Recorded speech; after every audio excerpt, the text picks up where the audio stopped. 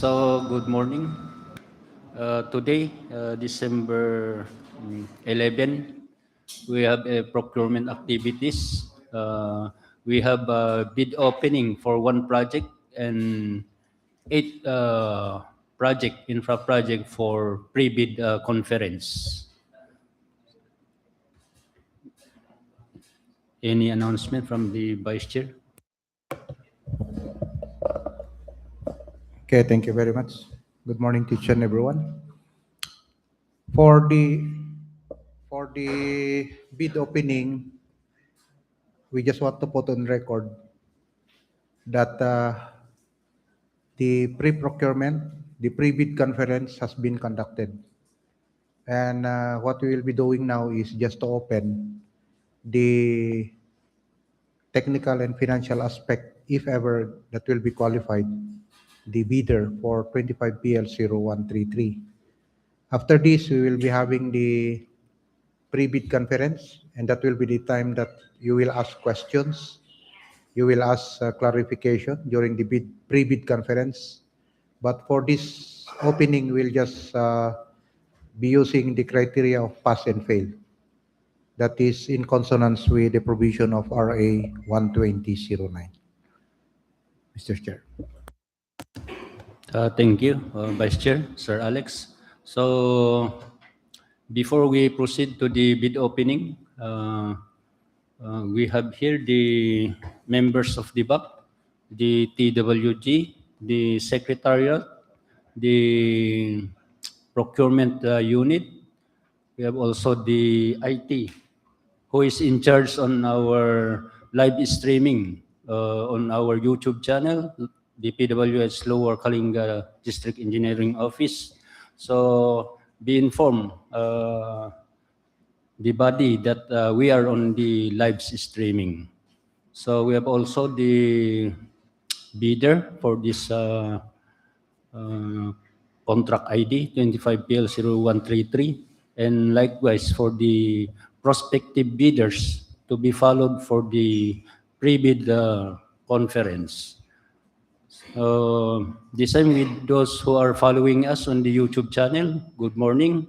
Just follow us on this procurement activities December 11, 2025. But before we start, may I request the bidders and prospective bidders to identify yourself and what company you are representing for. So,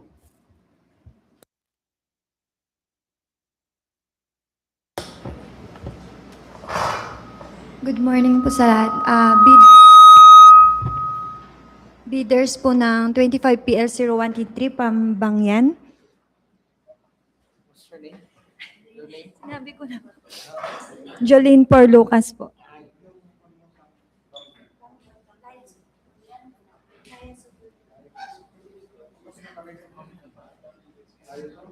Layason po ng Bangyan.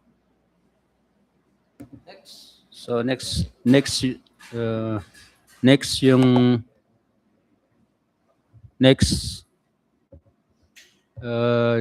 yung mga prospective bidders natin sa pre-bid conference. Hello.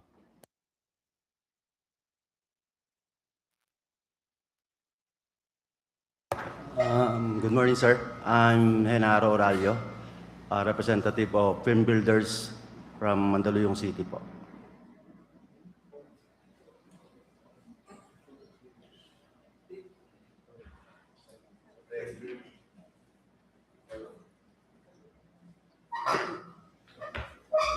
I'm Manuel Calawan of OCDC, prospective bidders for the pre-bid conference. Thank you.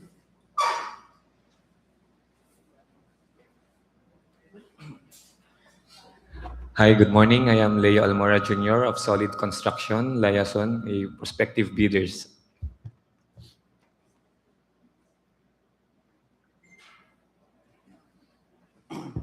Good morning, I'm Jonaldo Daway Jr. from Aquaterra Construction, prospective bidder for pre-bidding.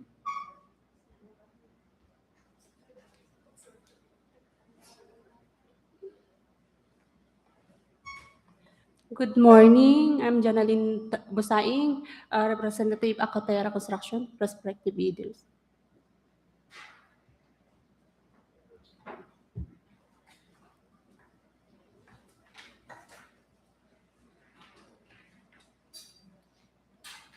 Good morning, everyone. I'm Rina Del Loñez from Omengan Construction. Good morning. I am Aldrin Tabon from OCDC Prospective Bidder. Thank you. So thank you, ladies and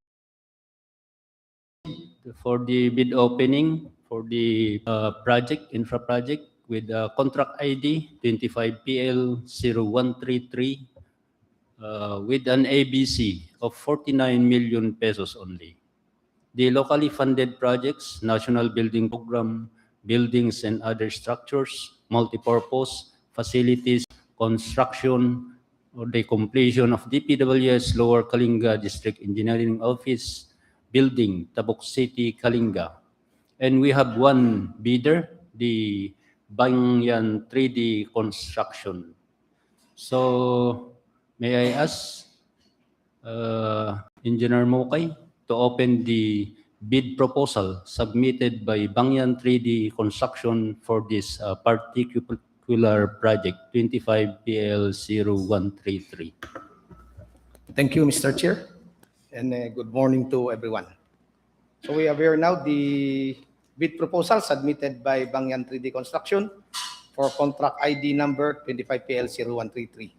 It was received at the Procurement Unit Office 9:17 a.m. dated this day.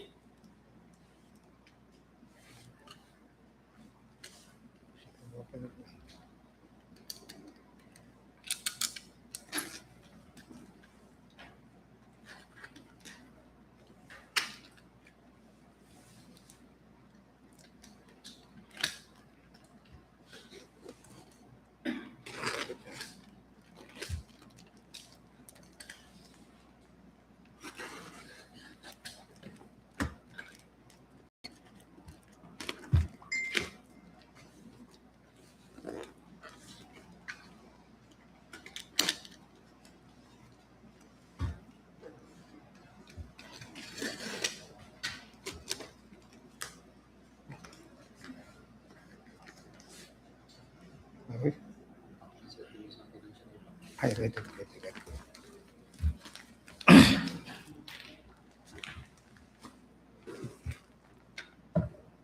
We now open the technical proposal.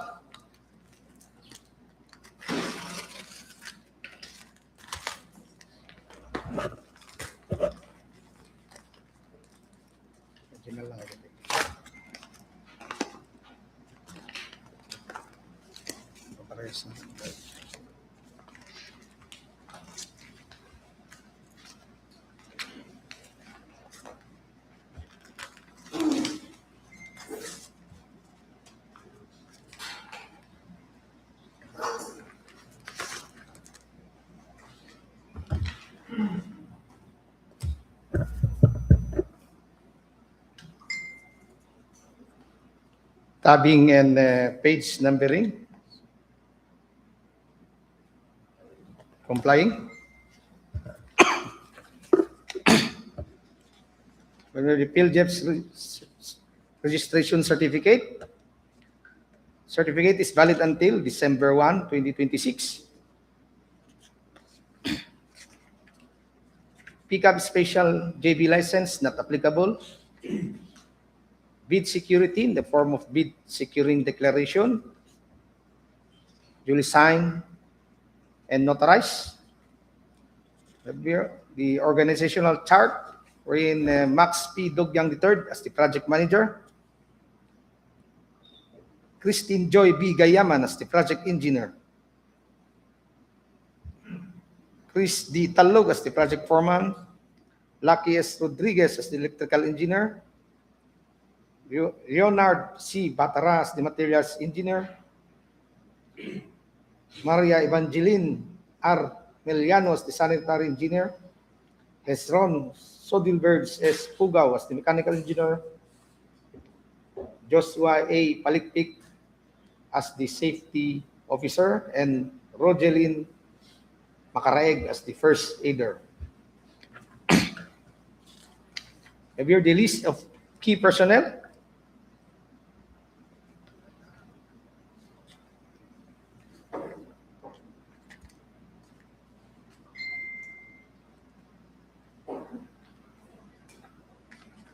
List of equipment.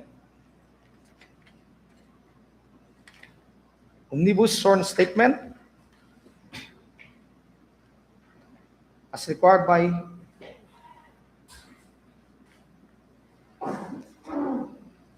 the new Government Procurement Act.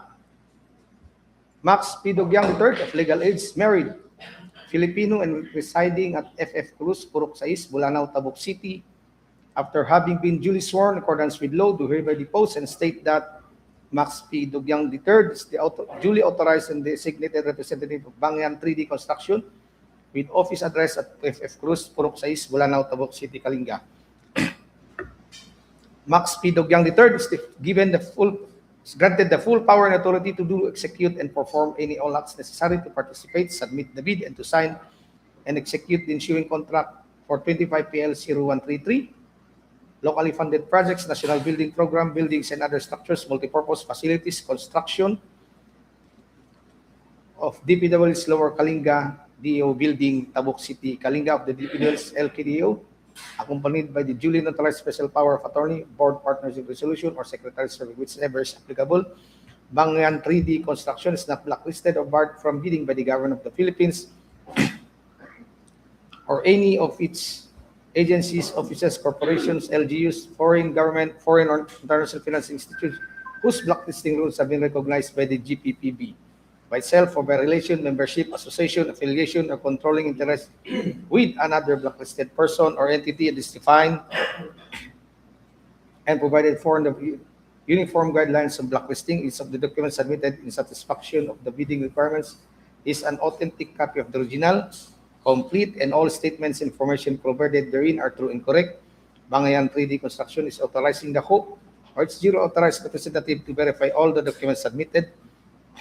None of the officers, directors, and controlling stockholders of Banyan 3D Construction is related to the head of the procuring entity, members of the BAC, the technical working group, the BAC secretary, the head of the PMO or the end user unit, and the project consultants by consanguinity or affinity up to the third civil degree. Banyan 3D Construction complies with existing labor laws and standards. Banyan 3D Construction is aware and has undertaken the responsibilities as bidder, carefully examine all the bidding documents, acknowledge all conditions, local or otherwise, affecting the implementation of the contract, make an estimate of the facilities available needed for the contract to bid, if any, and inquire or secure supplemental bid bulletin issued for contract ID 25PL 0133.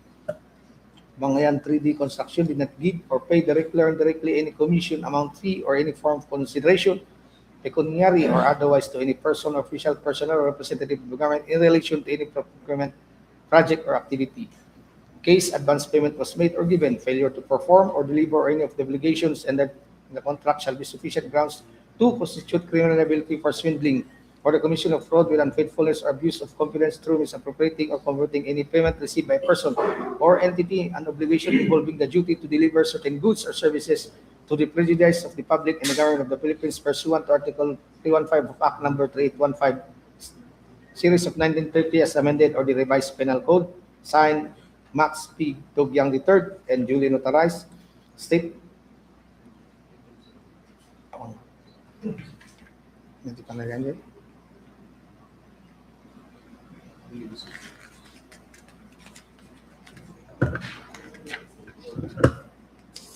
Okay.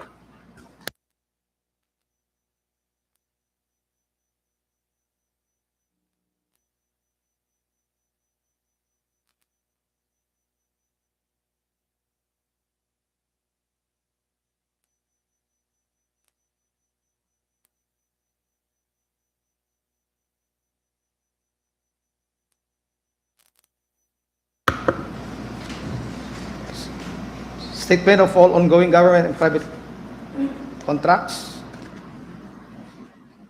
Single largest completed contracts. We have the NFCC, sworn affidavit of eligibility and beneficial ownership,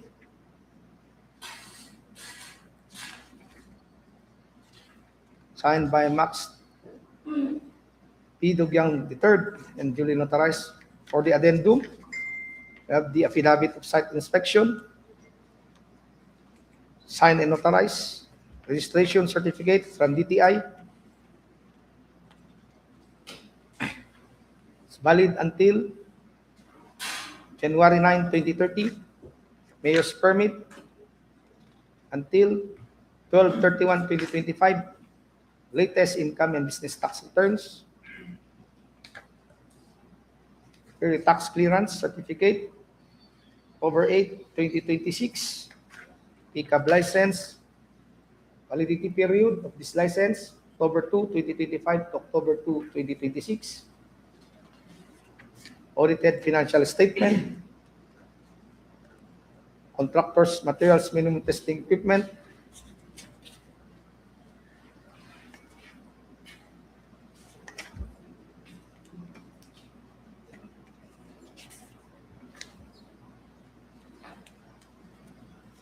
Integrity pledge. The bidding documents. Will sign S-curve, bar chart, S-curve with bar chart, and PERT CPM, manpower utilization schedule, equipment utilization schedule, and construction method in narrative form.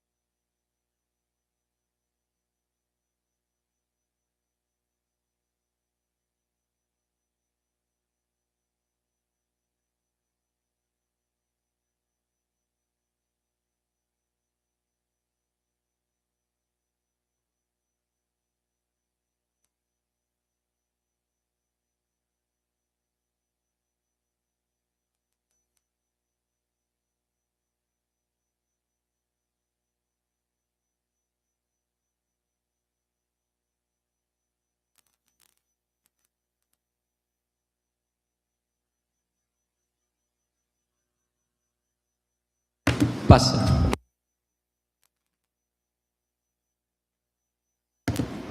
No, thank you, Engineer Renzo Mukay, for that opening for the bid proposal. So since the contractor, the bidder, Bangyan 3D Construction, have passed the preliminary evaluation, so may I request the Secretariat to submit the name of Bangyan 3D Construction at the procurement services in Manila for the eligibility check on the CWA, the Civil Works application. So while waiting for the eligibility check download to us by the procurement services in Manila, we will continue with the pre-bid conference for the 8 infra project.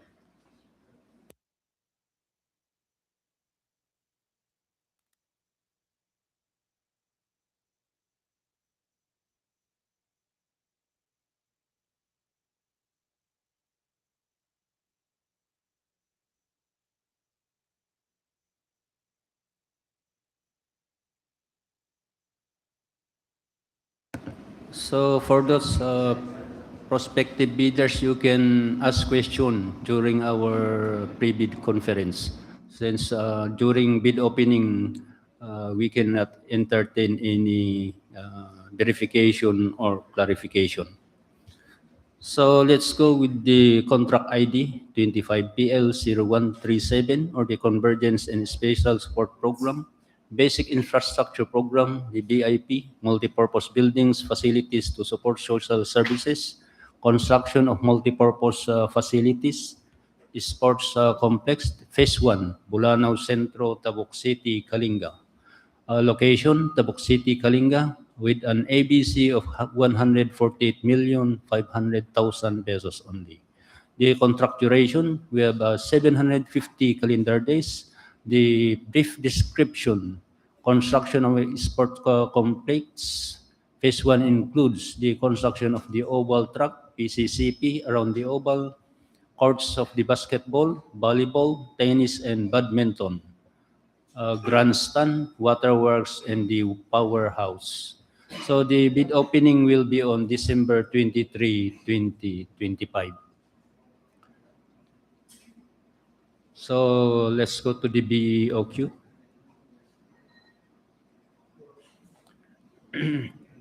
We have here the Part B, the other general requirements, the permits and clearances, one lump sum, project billboard, signboard, 2 each.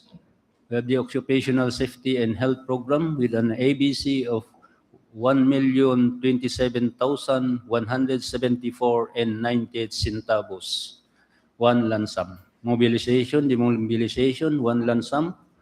We have here the Part C, the playing field, the oval track, earthworks, so removal of structures and obstruction, one lump sum.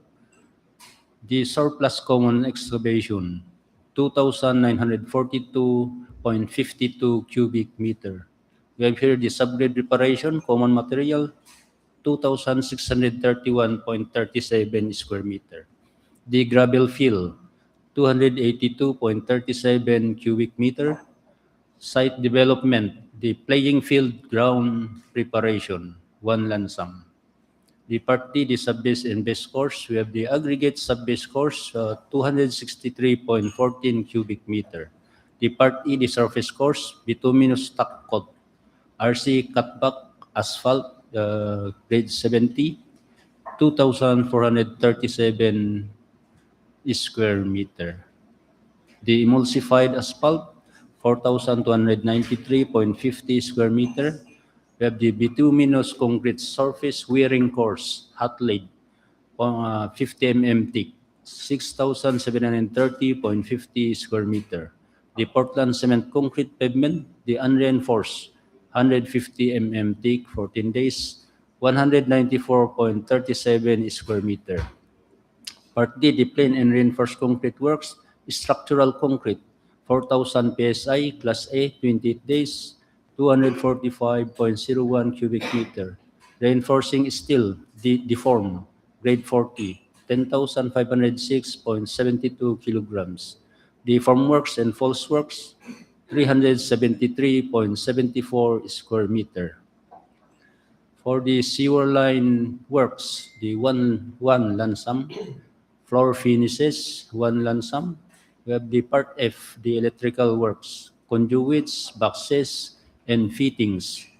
Conduit works, conduit trough-in, we have one lump sum.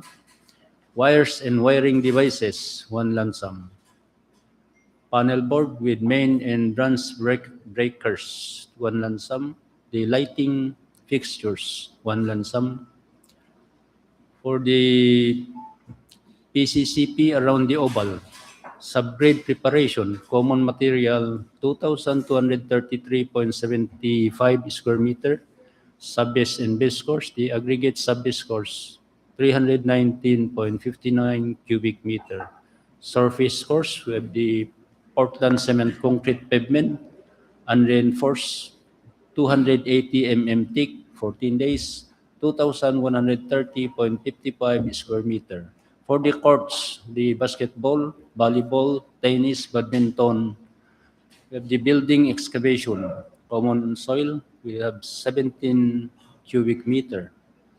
The plain and reinforced concrete works, the structural concrete, we have the 4,000 PSI, Class A, 28 days, 1,062.79 cubic meter. The reinforcing steel, deformed, grade 40, 28,414.41 kilograms, formworks and false works, 172.80 square meter. For the finishing and other civil works, textured unglazed tiles, 2,624.19 square meter. Floor finishes, 1 lump sum.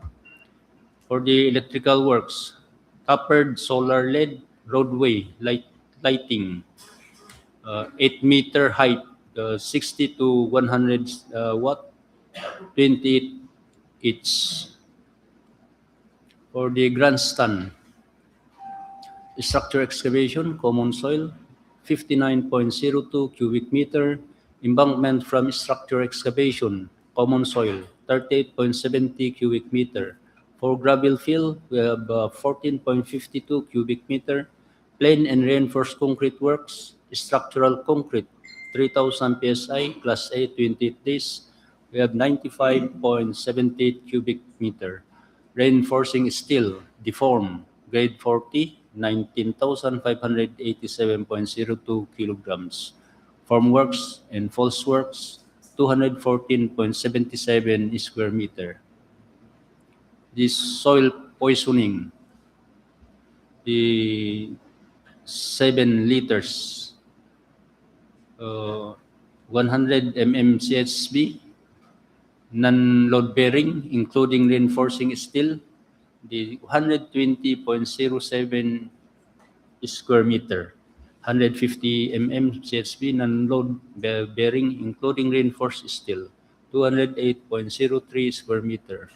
Modular partition, 1 lump sum. Steel doors and frames, 1 lump sum. Aluminum glass windows, sliding type, 1.80 square meter. Aluminum glass window, awning type, 6 square meter. Aluminum glass window, fixed type, 41.04 square meter. Roll-up door, aluminum, 1 set. Tempered glass, 12 mm, 4.80 square meter. Cement plaster finish, 697.78 square meter. Decorative stone, 10.56 square meter. For carpentry and joinery works, we have 1 lump sum. Ceiling, 4.5 mm. Metal frame, fiber cement board ceiling, 124.69 square meter. Ceiling, metal frame, pre-painted metal panel, 203.88 square meter. Fascia board, fiber cement board, 19 mm, 98 meter. Reflective insulation, we have 307.60 square meter. Glass tiles and trims, 409.99 square meter. Unglazed tiles, 80.50 square meter. Aluminum cladding, 52 square meter. Ceiling metal frame, gypsum board, 52.78 meter.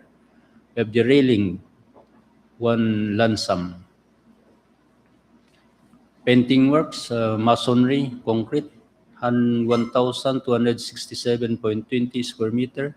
Painting works, wood, decorative paint, Kalinga accent, 116.26 square meter. Pre-painted metal sheets, rib type, long span above 0.427 mm thick, 365.77 square meter. Fabricated metal roofing accessory, flashing, 0.6 mm thick, 72.24 linear meter. Fabricated metal roofing accessory, gutter, 0.6 mm thick, 32.40 linear meter. Metal structure accessories, bolts and rods, 17.20 each. Metal structure accessories, turnbuckle, 32 each. Metal structure accessories, sagrads, 124.96 kilogram. Metal structure accessories, the cross bracing, 91.77 kilograms. Structural steel, 1 lump sum. Structural steel, the purlins, 4,865.90 kilograms. Sewer lines works, 1 lump sum. Cold water line works, 1 lump sum. Storm drainage and downspout, 1 lump sum. For the plumbing fixtures, we have 1 lump sum. Septic valve, tank, concrete, CHB, 1 lump sum. Catch basin, CHB, 4 each. Conduits, boxes, and fittings, conduit works, conduit drop-in, 1 lump sum. Wires and wiring devices, 1 lump sum. Panel board with main and branch breakers, 1 lump sum. For the lighting fixtures, 1 lump sum. Auxiliary system, 1 lump sum. For waterworks, structure excavation, common soil, the 185.24 cubic meter. Embankment from structure excavation, common soil, 154.46 cubic meter. Structural concrete, 3,000 PSI, Class A, 28 days, 48.74 cubic meter. The reinforcing steel, deform, grade 40, 8,931.73 kilograms. Formworks and false works, 1 lump sum. For finishing and other civil works, 100 mm CSB, non-load bearing, including reinforcing steel, 96.20 square meter. Painting works, masonry, concrete, 221 square meter. Painting works, steel, 800 square meter. Structural steel, 1 lump sum. Metal structure accessories, bolts and rods, 40 each. Metal structure accessories, steel plates, 466.29 kilograms. Cold water line works, 1 lump sum.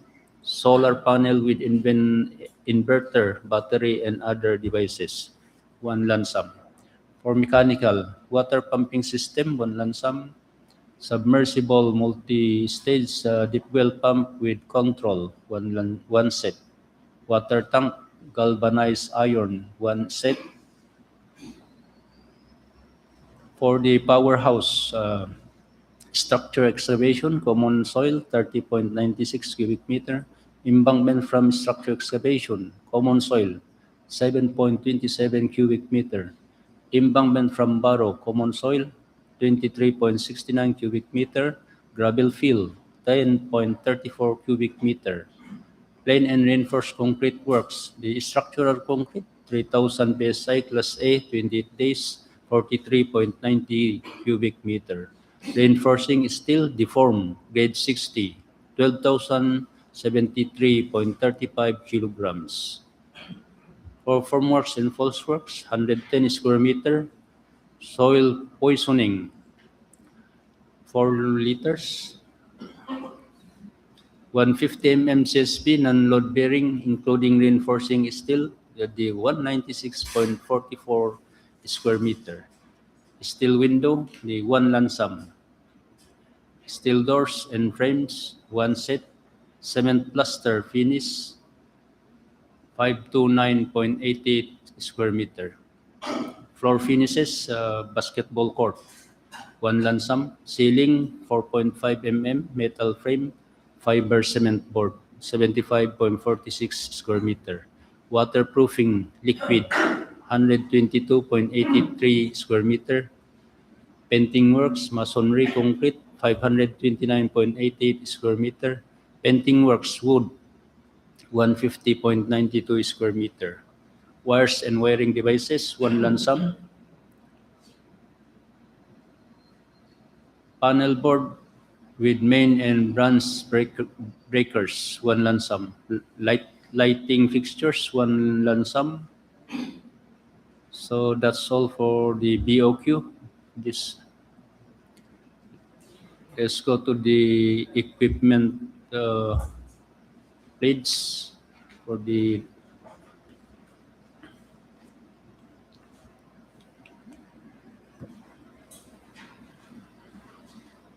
So we have here the minimum major equipment requirements.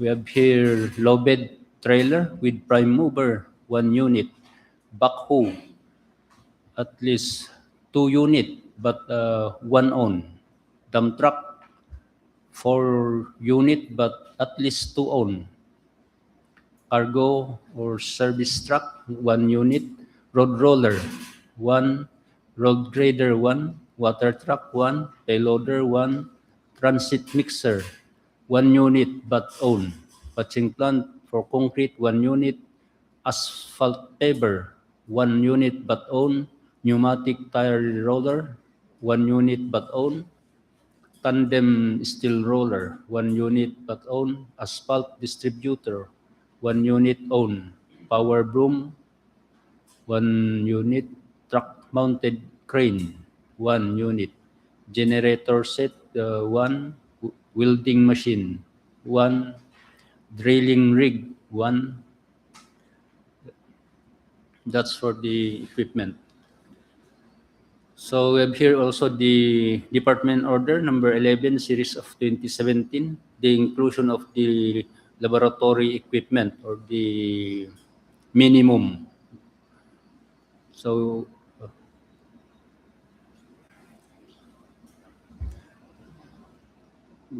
Jay, ikaw man Jay,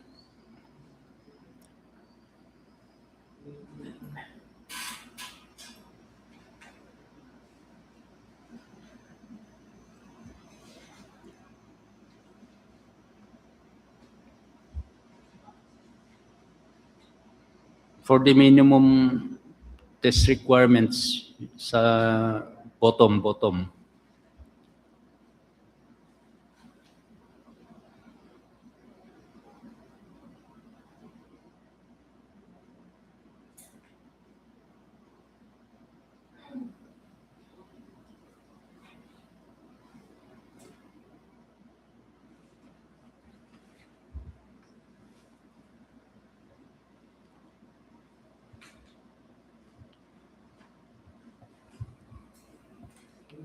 This minimum laboratory equipment should be owned by the bidder.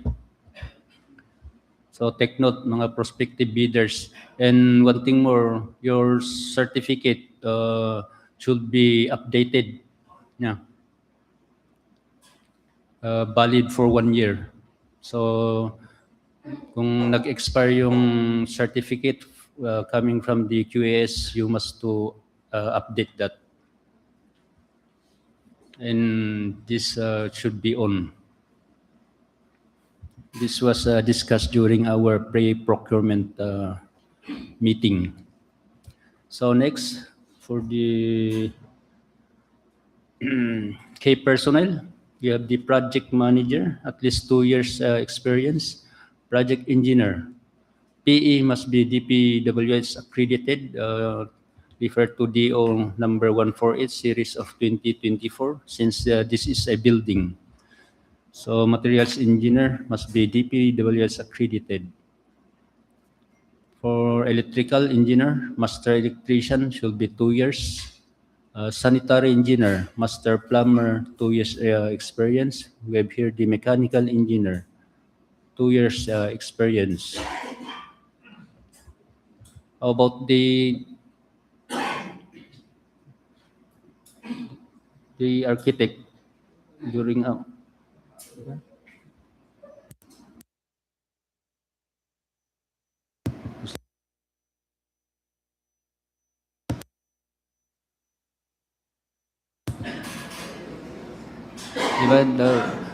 kasi yung building architect at saka geodetic, di ba, na-include sa pre-procure meeting natin?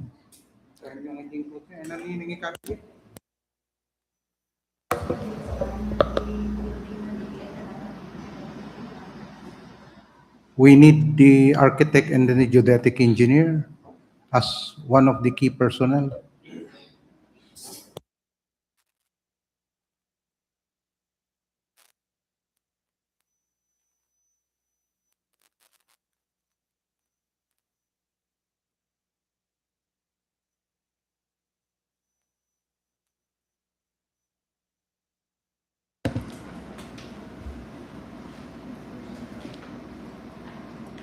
So included yung architect at saka geodetic. No. Kasi sport complex to eh.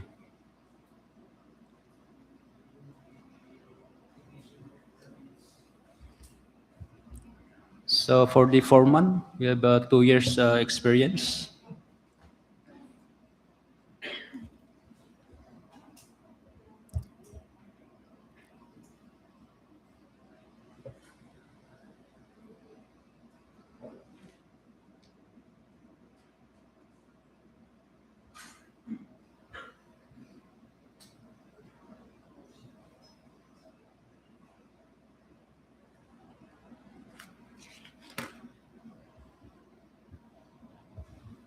So we have also the mechanical engineer, 2 years experience. Same with the first aider, with photocopy of certificate of first aid training issued by the Red Cross or by any organization accredited by the same in compliance to Department of Labor and Employment requirements subject to DO 241 series of 2024 on the submission of natuman.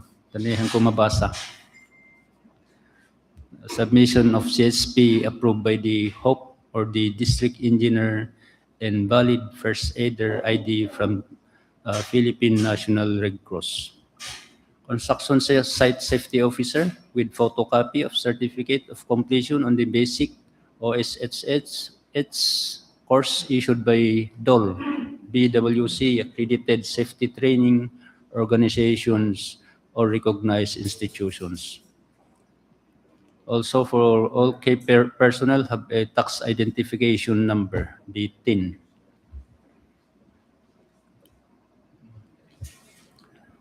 So next.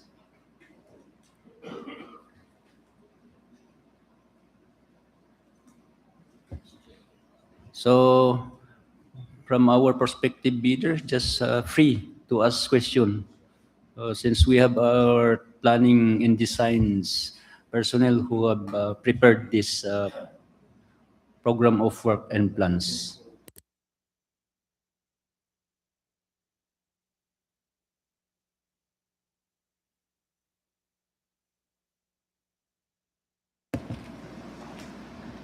Any? Okay. So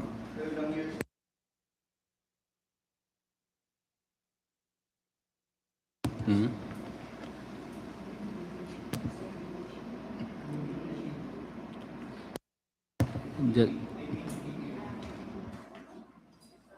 SLCC.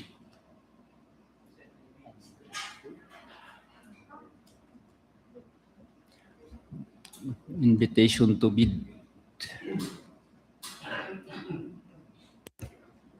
Nakaikabil dyan? Nakaikabil dyan?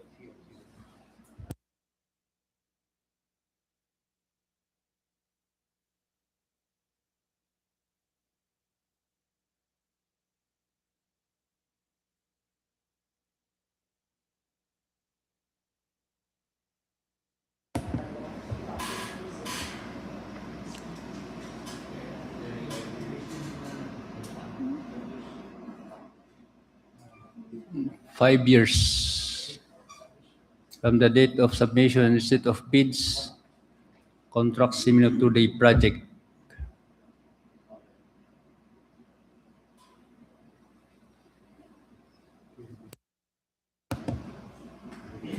Five years from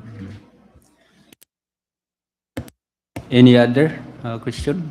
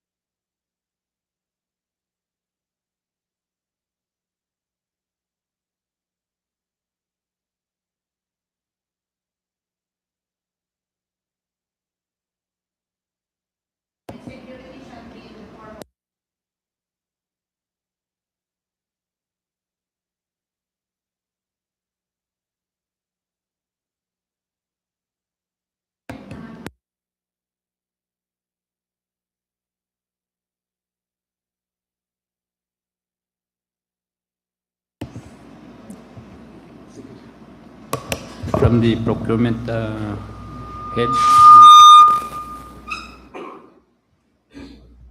That should be either BSD or any of the forms. Any of the forms. No. Or choose any. Kasi kasi pag binasa mo yung 16.2 sa instruction to bidders, kas lakas ta kami ti pagkaibaga na ngay. Pero it should be BSD or any. Or any.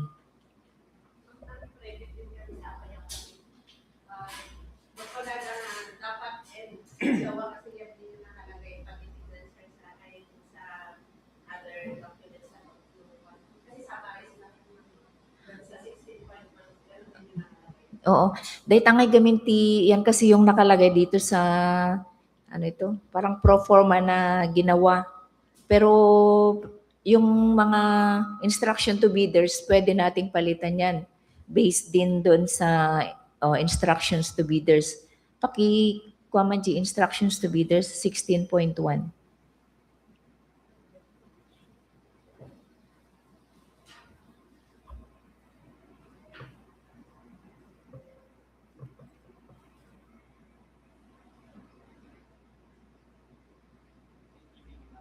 Sixteen point one.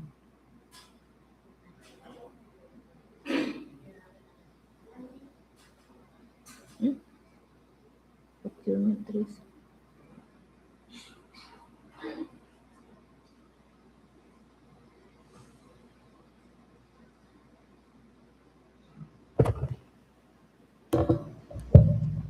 Oh, wala namang problema kung mag-BSD kayo at saka mag-submit din kayo ng dalawa.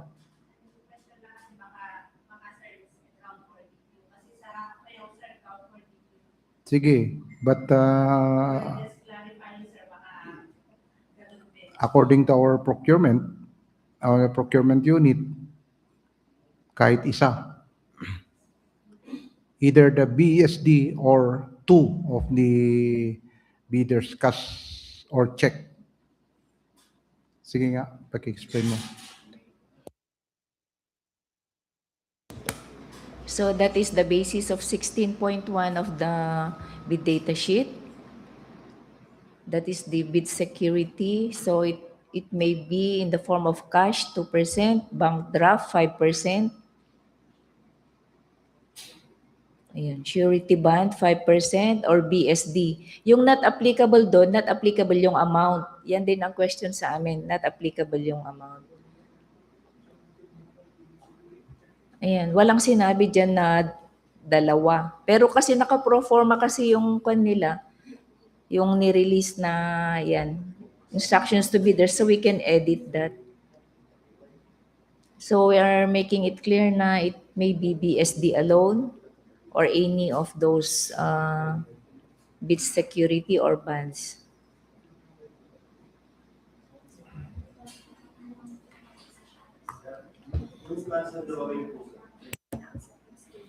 Okay na, Ma'am Rena, yung question mo, okay na. Oh, so next question. Plans and drawing. So,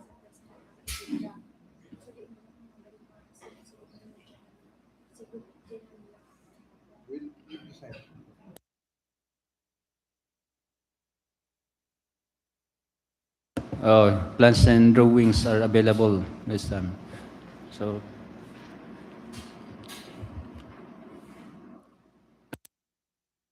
any more question?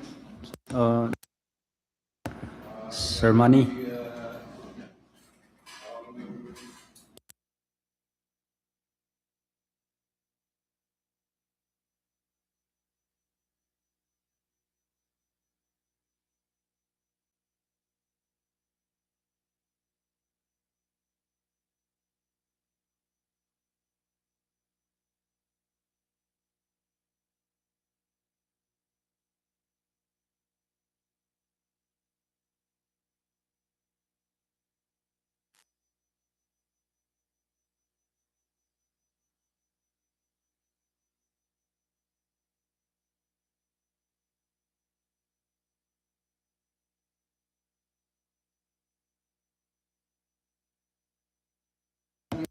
Yung quantity, yung asphalt.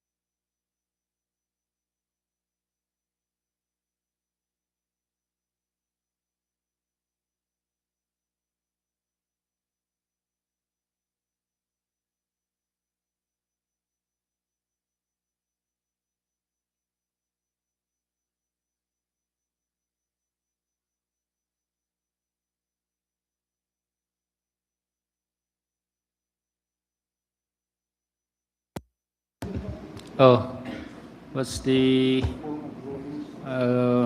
so makes a rule from this. So may I ask the members of the back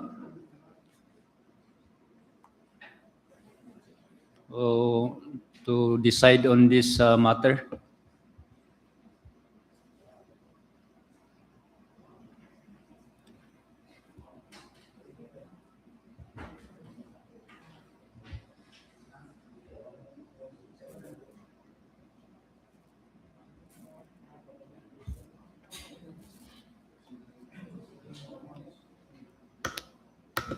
Mr. Chair,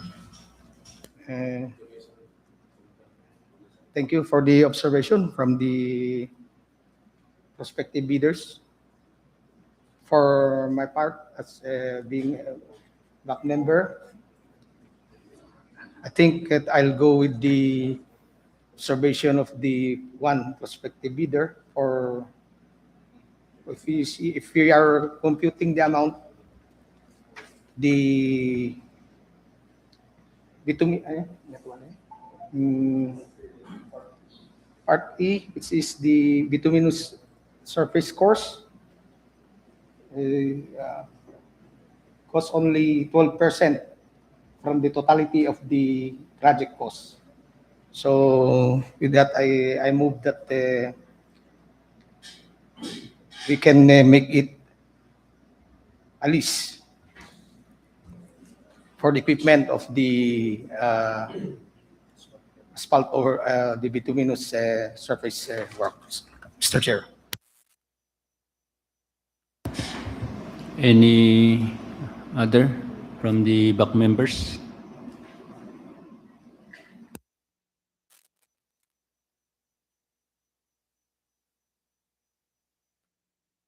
I also go with the explanation of Engineer Mukay,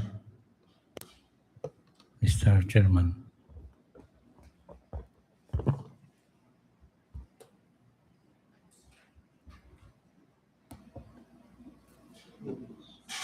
From Sir Eugene? Good morning to all. For me, I second the motion of Sir Mukay.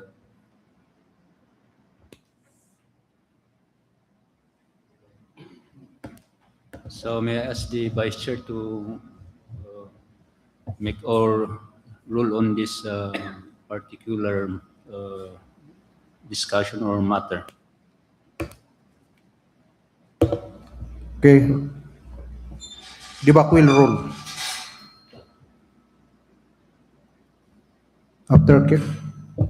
After careful observations and analysis, it appears that the program bituminous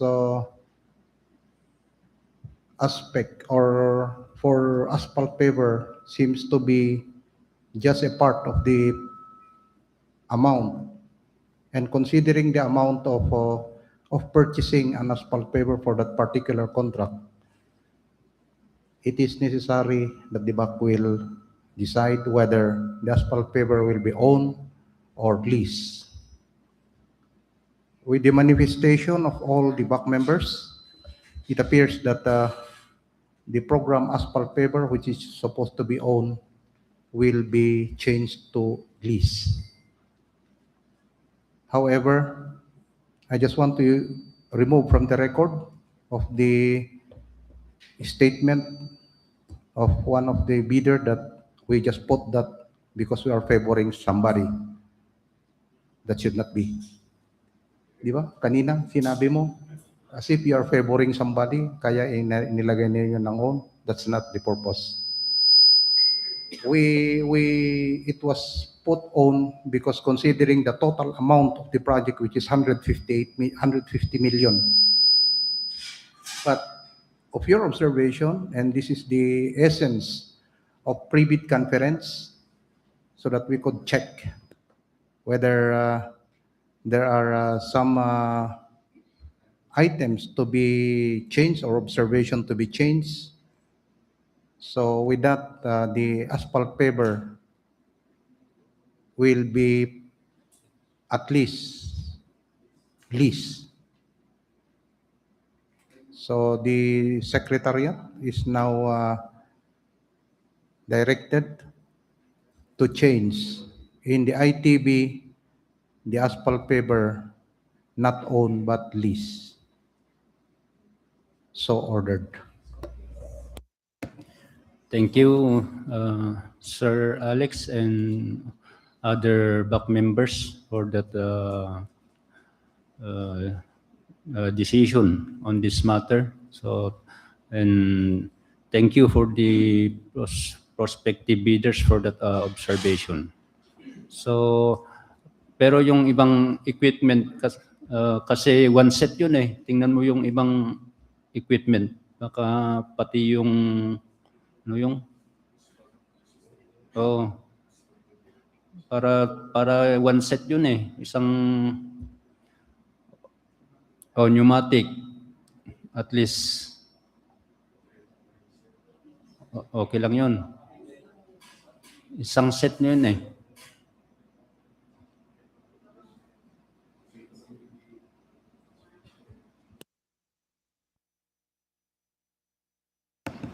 Any other?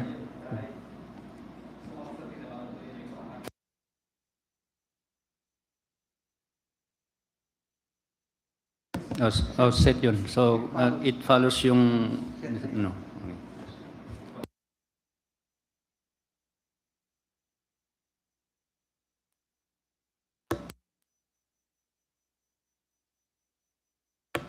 Yung transit mixer, bakit hindi natin nakita yan? Bakit isa lang? Ay, batching transit mixer. Bakit isa lang yung transit mixer? Kindly check the PCCP. Balik ka sa BOQ.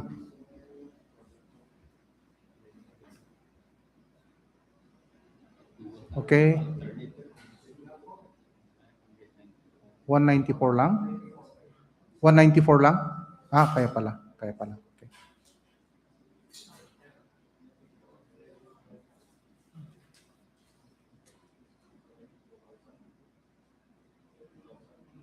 Oh.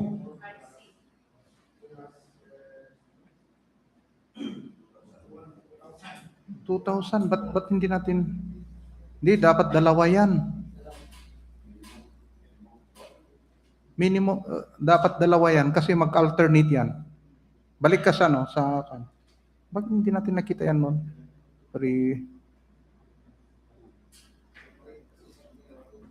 Tatlo pa sana 2 on. Oh, 3 and then 2 on.